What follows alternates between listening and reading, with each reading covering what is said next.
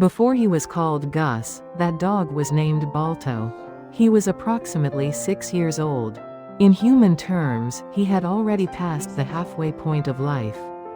But the day Balto first arrived at the BCSPCA in Vancouver, there was something in his eyes that went far beyond his age. It was not simple tiredness.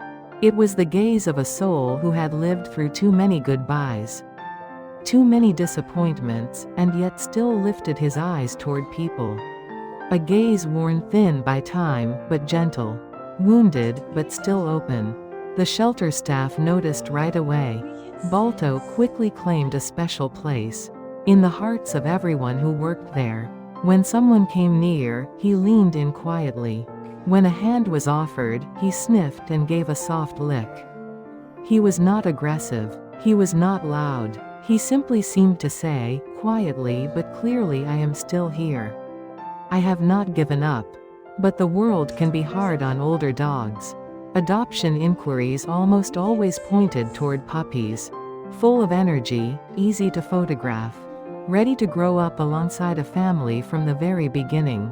A dog like Balto, already aged and carrying his scars, always found himself at the back of the line. One day passed, then 10, then a month. The days spent at the shelter climbed past 50. It is worth trying to understand what 50 days feels like from a dog's perspective. Every morning, waking up surrounded by unfamiliar smells. Every night, trying to sleep through unfamiliar sounds. Going out for a walk and watching the world carry on unchanged, while you remain in the same place. Some dogs cannot withstand that kind of waiting, and end up closing their hearts entirely. But Balto was different. When a staff member approached, his tail would wag. When a stranger visited, he did not growl. For 50 days, he kept lifting his eyes toward people. The staff refused to give up. They made a video of Balto and posted it on the BCSPCA's official social media. Once, twice, 3 times. His calm gaze and gentle expression traveled through screens out into the world. And one day, that video began to spread quietly. Over 300,000 views. Thousands of comments. What a beautiful dog. I hope someone takes him home. I wish I could take him myself. The numbers were big, but Balto's nights still belonged to the shelter. Feeling something while watching a video is one thing. Getting up and actually driving there is something else entirely. 300,000 views, and still no one had come for Balto. And that is exactly what makes this story so remarkable. Because in the end, someone did come. Cassandra and Jarrett, a couple living in Maple Ridge, were not ordinary pet owners. Over the past 10 years, they had fostered more than 60 dogs. Fostering is not simply looking after an animal. It means calming a dog trembling with fear, nursing one through illness, waiting patiently for a dog with a closed heart to lift its head toward the world again. And when that dog is finally ready to find a permanent home, sending it off with a smile while swallowing your tears. Cassandra and Jarrett had been doing exactly that for 10 years. But the past year had been especially hard. They had lost 2 senior dogs, who had been true members of their family for years. Suddenly the house felt far too quiet. Only those who have experienced it truly understand the weight of that silence. They had come close to finalizing the adoption of another large dog. But the plan had fallen through at the last moment. A heart that had already been broken once found itself shaken again. And then came that Friday night. Jarrett was sitting on the sofa scrolling through his phone. His finger stopped on a video that had appeared in his recommended feed. An older dog, sitting quietly. A face dusted gray like someone had scattered pepper across it. Large, calm eyes. No barking at the camera, no jumping toward it. Just being there. And somehow, that alone was enough to reach him. Jarrett watched the video all the way through. Then he sent it to Cassandra with a single message.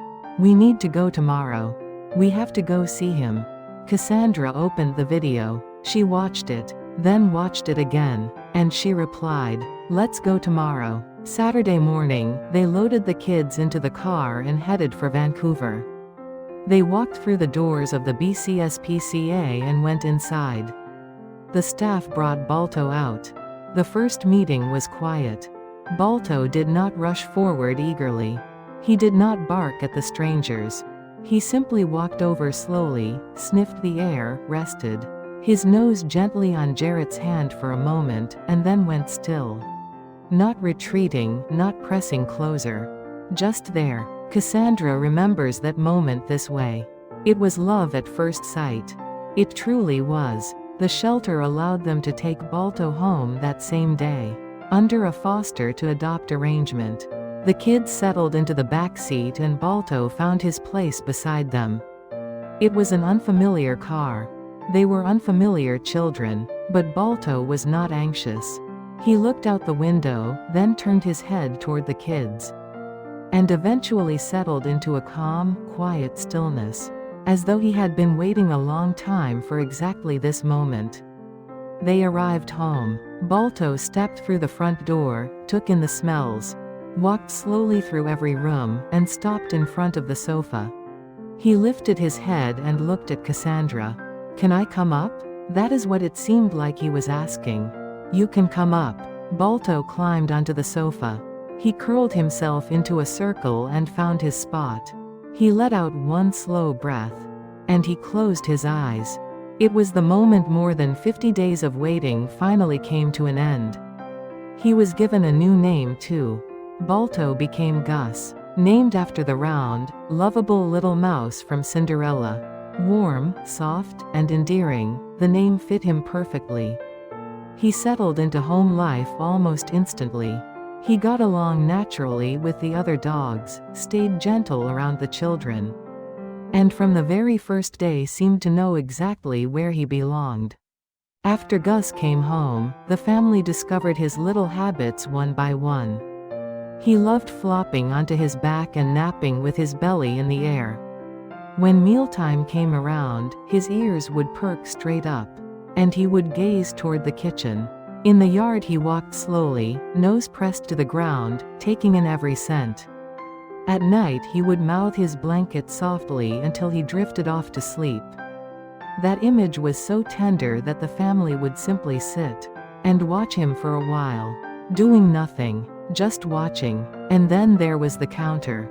At 6 years old, Gus was living for the first time in a house with a proper kitchen counter. It did not take him long to figure out what was up there. The family tells the story with laughter. Sometimes things on the counter disappear for no apparent reason, and the culprit is always found lying on the sofa with his eyes half closed, looking as though nothing has happened. The first small act of mischief from a 6-year-old senior dog. And the family loved him for even that.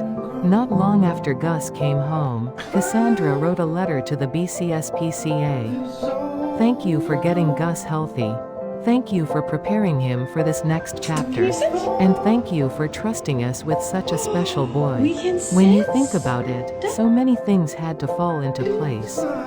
The staff had to keep going and post the video 3 times without giving up. That video had to appear in Jarrett's feed on exactly that Friday night. After 300,000 views with no one coming forward, Jarrett had to send it to Cassandra instead of scrolling past. The other adoption plan had to fall through at the last moment, leaving an empty space in their hearts. All of those pieces came together on that one Friday night, and a short video appeared on one person's screen. We tend to call moments like this luck, or fate. It does not really matter what we call it. What does not change is the fact that Gus and this family found each other. When I first read this story, one image stayed with me for a long time. The moment Balto climbed onto the sofa and let out that single breath. I kept thinking about what kind of breath that must have been. The breath of releasing 50 days of held tension. The breath of feeling in every part of your body that you no longer have to keep waiting. Dogs do not speak, but that one breath said more than any words could. We do not easily give second chances to those who have already grown old. Not with animals, and not with people either. Because we cannot be with them from the very beginning. Because they already carry their wounds. Because the time they have left is not long. We keep reaching for the new, the young, the unmarked. But Gus speaks to us quietly. Those who have aged already know how precious it is to be loved, how deeply a warm place is missed. And so they are grateful in ways that go deeper. They are present in ways that are more complete. Gus curled up on the sofa in the early morning. Gus drifting off to sleep with his blanket. All of it is proof, offered without a single word. Cassandra's family lost 2 senior dogs in the space of 1 year. And carried those wounds. Another adoption plan collapsed and they were shaken again. There were moments when it felt like nothing could fill that empty space. But then Gus came. He did not come to fill anything. He came simply to be there. And that was enough. Wounded souls heal wounded souls. Imperfect beings become the perfect being for one another.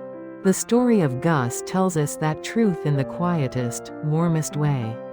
Right now, somewhere in a shelter, an older dog is waiting in silence. Not barking, not throwing itself desperately against the glass. Just sitting with a calm and open gaze, hoping that someone will come.